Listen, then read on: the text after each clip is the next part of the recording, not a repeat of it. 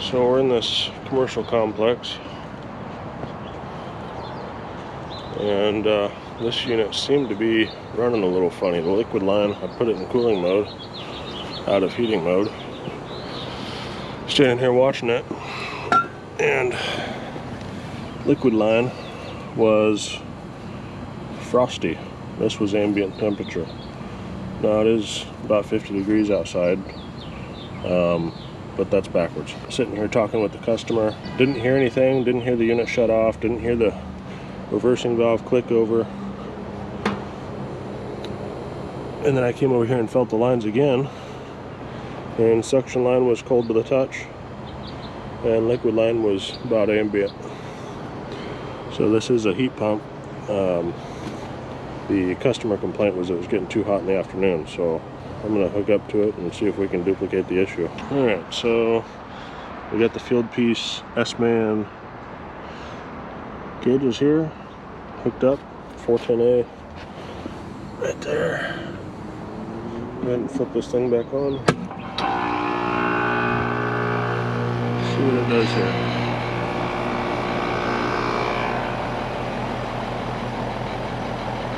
Now, be mindful, it is low ambient temperatures today.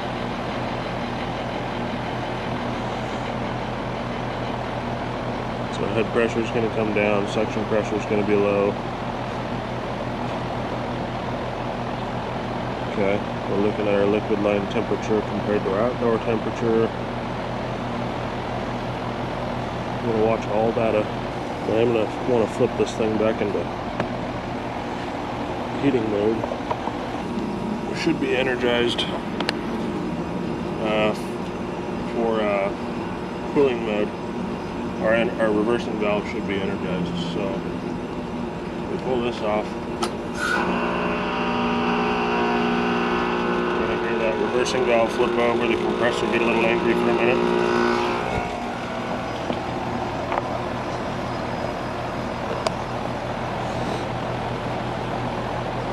But we want to see what our pressures do here.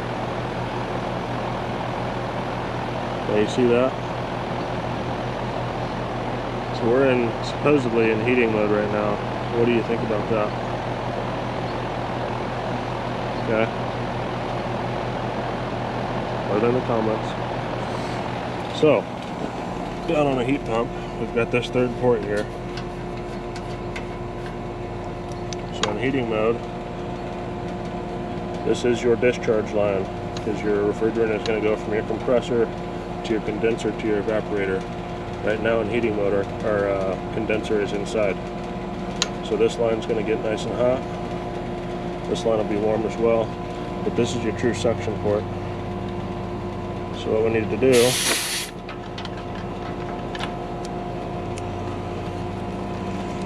switch this over to our true suction port.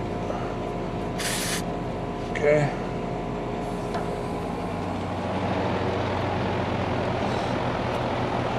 Well, you can see our suction pressure dropped, head pressure's up there.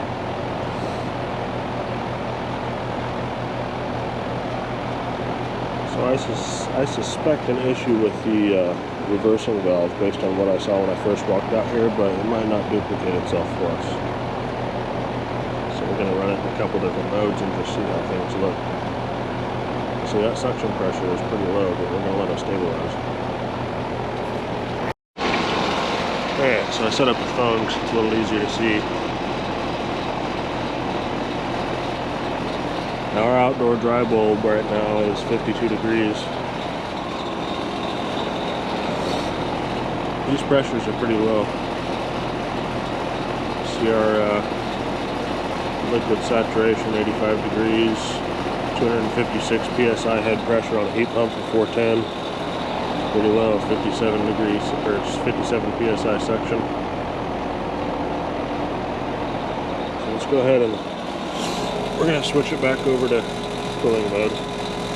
We can leave that right there where it's at, because that is your true suction. So I'm just going to go ahead and re-energize the reversing valve.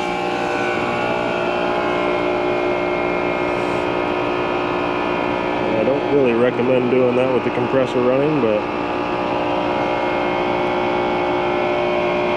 should pull through.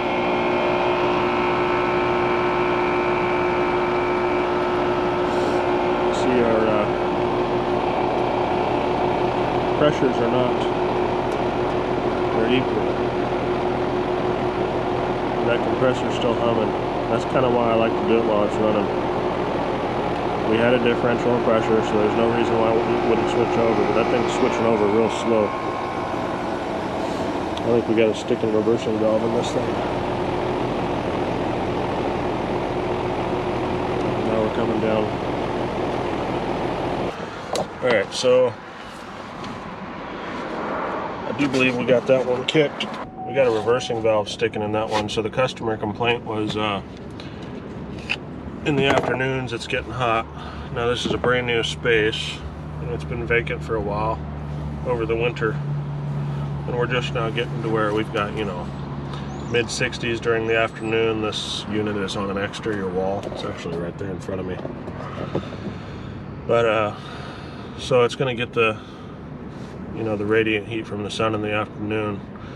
So I checked out the airflow. It's got good airflow. It's a very small space with a 3-ton unit on it that's split between 2 suites, because they split these suites up to make, you know, the space good for whatever tenant they have coming in there. Depending on the business they have, they can rent out a certain amount of space, so these things get split up all the time. So basically airflow's good. When I first got here, it was I put it in cooling mode, and then I walked out to the outside.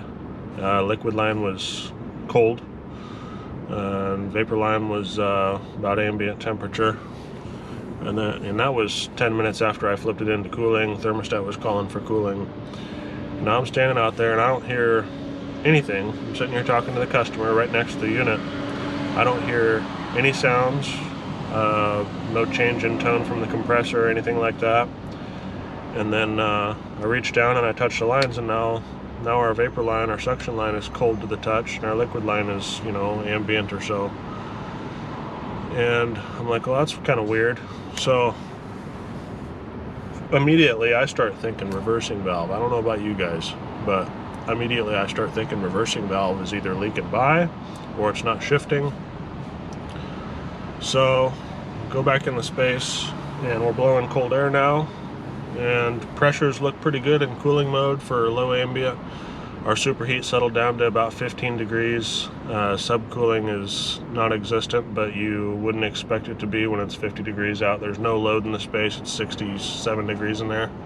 So we're just trying to deal with what we got right now. And then I switched it back. I pulled the wire off the reversing valve, switched it back into heating mode.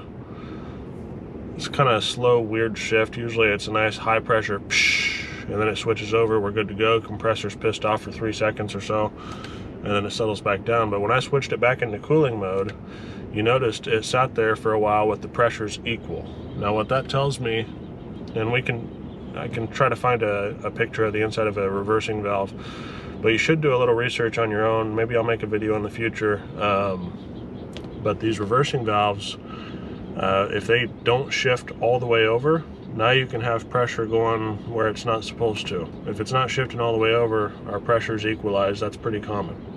And then all of a sudden it shifted the rest of the way. So I think we've got a sticking reversing valve on this one. I'm gonna go ahead and price it out, let the customer know.